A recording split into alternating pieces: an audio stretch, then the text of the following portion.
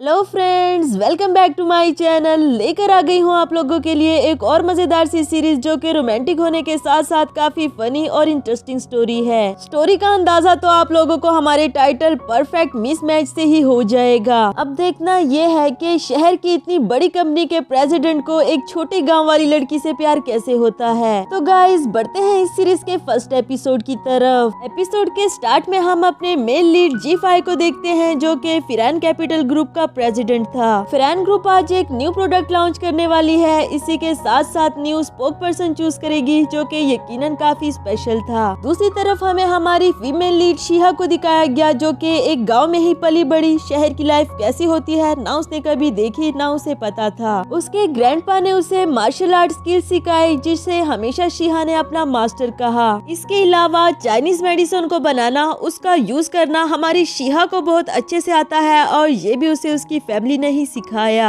Grandpa ने इसे बताया था कि अब तुम 20 साल की हो चुकी तो शहर जाओ और वहाँ की दुनिया एक्सप्लोर करो। साथ ही उसे एक लेटर लिख कर दिया, बताया कि इसको मेरे दोस्त शेन होंग को तुम पर्सनली ही दे देना, वो वहाँ रहने में तुम्हारी हेल्प करेगा। गाँव के सभी लोग शिहा से काफी ज्यादा क्लोज थे। उसके शहर जाने पर सबको काफी ज्यादा दुख होता है और उसे अपना ख्याल रखने के लिए कह रहे थे। जिस पर शिहा बोली कि मैं अपना ये इम्तिहान भी जल्दी से पूरा करके तुम सबसे मिलने के लिए वापस आऊंगी। इसी के साथ वो सबको बाय बाय करते हुए वहाँ से रुखसत हुई। दूसरी तरफ हमें G5 को दिखाया जाता है जो अपनी कंपनी पहुँचा। गाइज यहाँ G5 के बारे में मैं आप लोगों को कुछ इन्फॉर्मेशन देती चलूँ कि उसका मेन फोकस उसका कैरियर है। लव शो में उसका कोई इंटरेस्ट नहीं और हाँ, गलतियाँ करने वाले लोग तो उसे बिल्कुल भी नहीं पसंद। यहाँ शिहा काफी ज्यादा खुश है क्योंकि आज वो पहली बार शहर जाएगी जबकि उसके गाँव के लोग सिटी की लाइफ को एक पैरेलल वर्ल्ड कहा करते थे। इसके बाद हमें मीटिंग का सीन दिखाया गया जहाँ G5 ने कुछ इम्पोर्टेंट डिसीजंस लिए और वो अपने शेयर होल्डर से पूछ रहा था कि अगर किसी का भी कोई क्वेश्चन है तो वो मुझसे पूछ ले। इस पर उसका अपना ही अंकल मिस्टर वही टांगी अड़ाने की कोशिश करने लगा।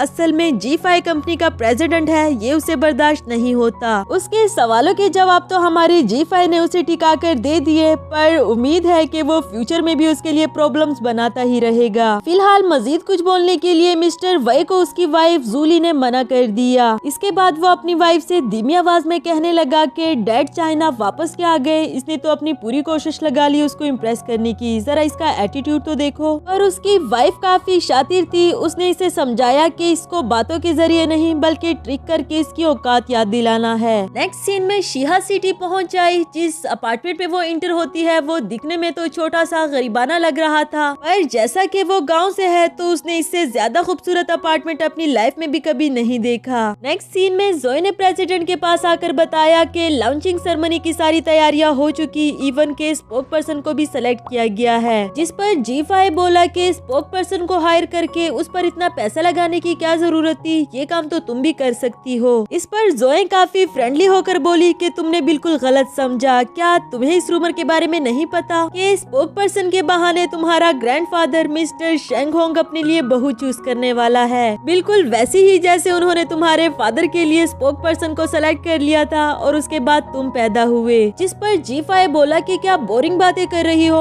हाँ, मैं मानता हूँ कि मैं अपने डैड की तरह हूँ, लेकिन इसका मतलब ये तो नहीं कि हिस्ट्री हमेशा अपने आप को रिपीट करे। खैर जोए ये रिस्क नहीं लेना चाहती क्योंकि वो G5 की बचपन की दोस्त थी और उसने हमेशा उसे अपने भाई की तरह समझा। दूसरी तरफ शिहा को जो उसके मास्टर ने एड्रेस दिया था वो उस जगह पर पहुँच तो आई, लेकिन उसे यकीन नहीं होता कि उसके मास्टर का दोस्त इतनी बड़ी जगह में रहता है। खैर जब वो अंदर इंटर होने के लिए गई तो गार्ड ने उसे रोक दिया, पूछने लगा कि तुम किससे मिलने के लिए आई हो। जब उसने मिस्टर शेंग होंग का नाम लिया तो इस पर गार्ड उस पर हंसने लगा, बताया कि तुम पागल वागल तो नहीं हो गई, तुम किसी का भी नाम ले दोगी तो मैं तुम्हें उससे मिलने के लिए दे दूंगा क्या? अगर तुम वाकई उन्हें जानती होती तो फिर तुम्हारे पास उनका कॉन्टेक्ट नंबर होता ना। शिहा ने बताया भी कि वो मेरे मास्टर का दोस्त था, पर गार्ड बोला कि मेरा वक्त जाया मत करो, जाओ यहाँ से। ये सुनने के बाद तो वो जबरदस्ती ही अंदर घुस गई। वैसे तो इसे मास्टर ने मना किया था कि कहीं पर भी अपनी फोर्स का यूज मत करना, जहाँ तुम इसे यूज करने के लिए मजबूर ना हो जाओ। अब शायद अपनी स्किल्स को यूज करने का वक्त आ ही गया था।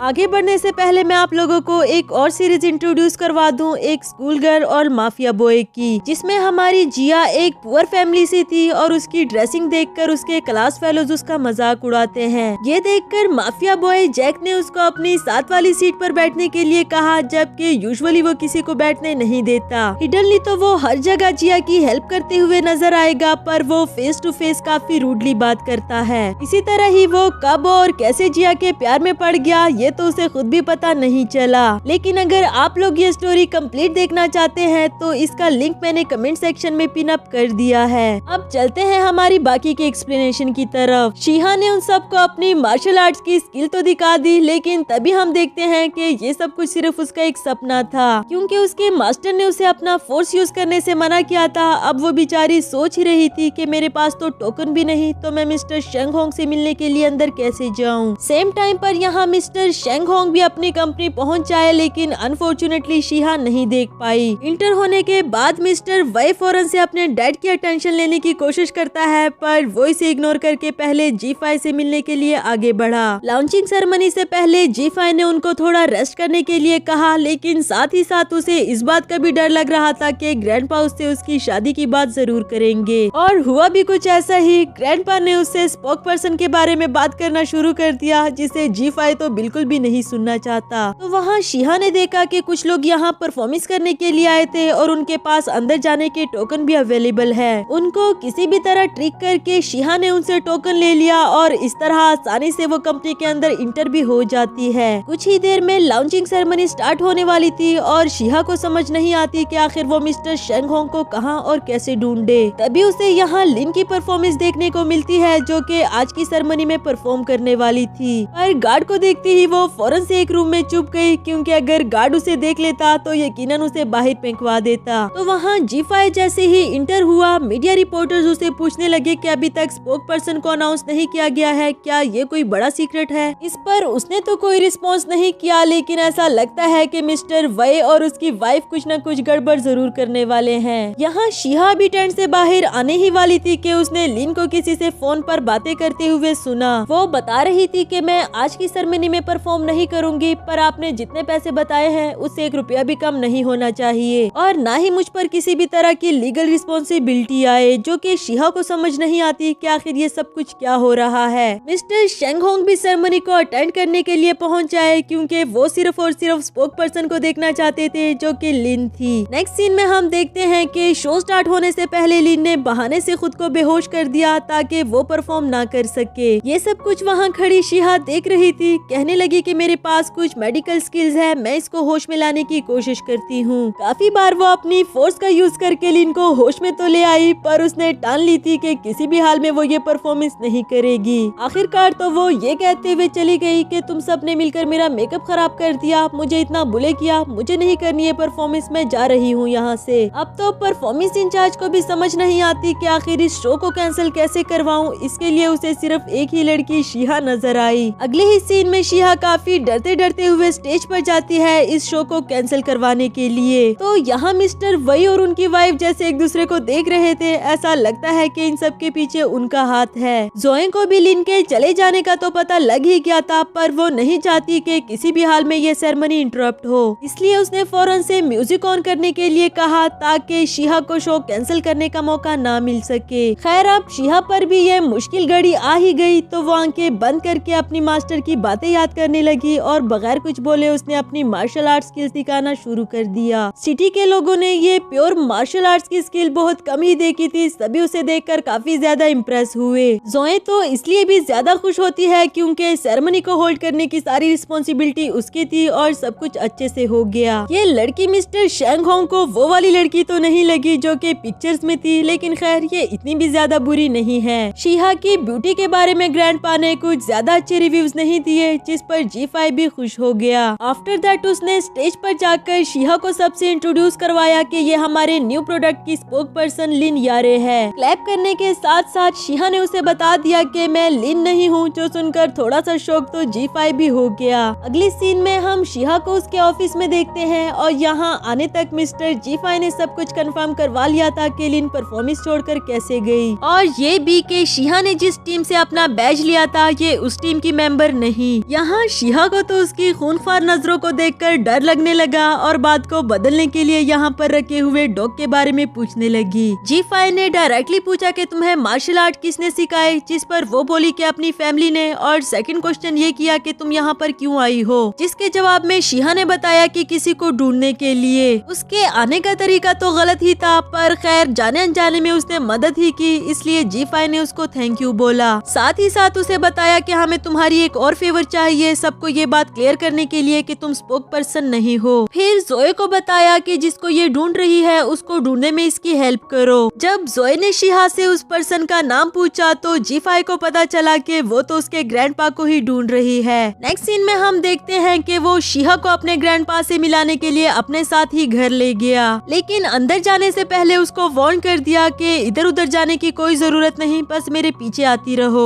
दूसरी तरफ हम ग्रैंडपा और जी5 के छोटे भाई जीरान को देखते हैं जो एक दूसरे से काफी ज्यादा क्लोज थे। यहाँ जी5 शिहा के साथ बैठकर ग्रैंडपा के आने का वेट करता है, जहाँ उसने इससे अजीब किस्म के अनोइंग क्वेश्चंस करना शुरू कर दिए। उसके क्वेश्चन से जी5 इरिटेट तो काफी ज्यादा हो रहा था, पर अभी तक उसने अपने आप को कंट्रोल में रखा। मैट ने जाकर ग्रैंडपा को इन्फॉर्म कर दिया कि जी5 अपने साथ एक लड़की को लेकर आया है, जो कि उनके लिए भी बड़ी शौक वाली बात थी। फिर उनके आने पर जी5 पहले तो जीरान को देखकर डांटने लगा कि तुम क्लासेस लेने के लिए क्यों नहीं गए, हमेशा बहाने लगा देते हो। पर ग्रैंडपा ने उसको ये कहकर बचा लिया कि मुझसे मिलने के लिए उसने क्लासेस छोड़ दी, कम से कम आज के दिन तो उसे सुकून करने दो। खैर यहाँ शिहा ने अपना इंट्रोडक्शन करवाया और मास्टर का दिया हुआ लेटर उनको पकड़ा दिया कि ये आपके दोस्त किंग योवान ने दिया। किंग योवान का नाम सुनकर तो ग्रैंडपा काफी ज्यादा हैरान हुए और इसी के साथ हमारा फर्स्ट एपिसोड यहीं पर खत्म हुआ।